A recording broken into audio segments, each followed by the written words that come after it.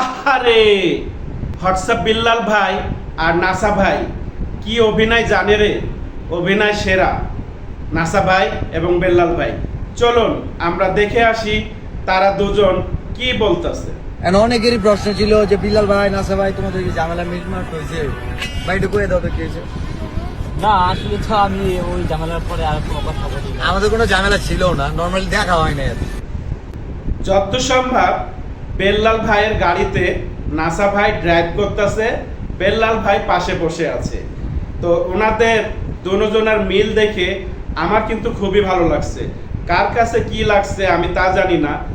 আসলে বিষয় হলো এক এক সময় এক এক ধরনের অভিনয় নিয়েই কিন্তু আমাদের বেঁচে থাকতে হয়। এটা অভিনয় না বাস্তব তা আমরা জানি না।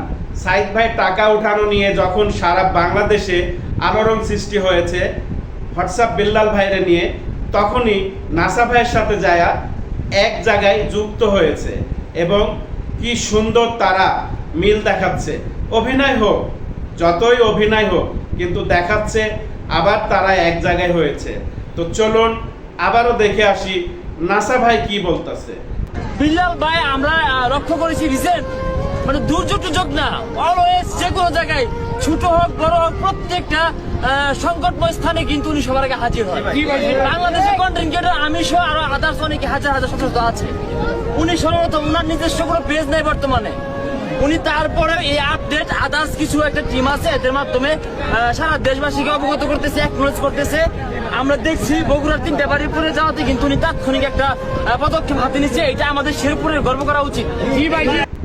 দেলু ভাই বলছে না যে অভিনয় সেরা রে, আসলে অভিনয়ের সেরা বেল্লাল ভাই এবং নাসা ভাই। দুজনাই অভিনয়ের জন্য খুব ভালো।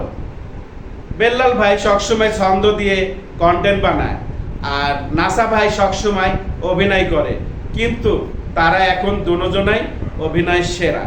তো আমি চাবো এরকম অভিনয় হোক আর বাস্তবেই হোক, আমরা সবাই চাই আপনাদের দুজনের ভিতরে যেরকম মিল হয়েছে এরকম চিটাগাংয়ের জুয়েল ভাইয়ের সাথেও যেন এরকম মিল হয়ে যান। আপনারা সব সারা বাংলাদেশের কন্টেন্ট ক্রিয়েটর সবাই একজন আরেকজনের পিছনে না লেগে আপনারা সবাই একসাথে মিলে কাজ করুন।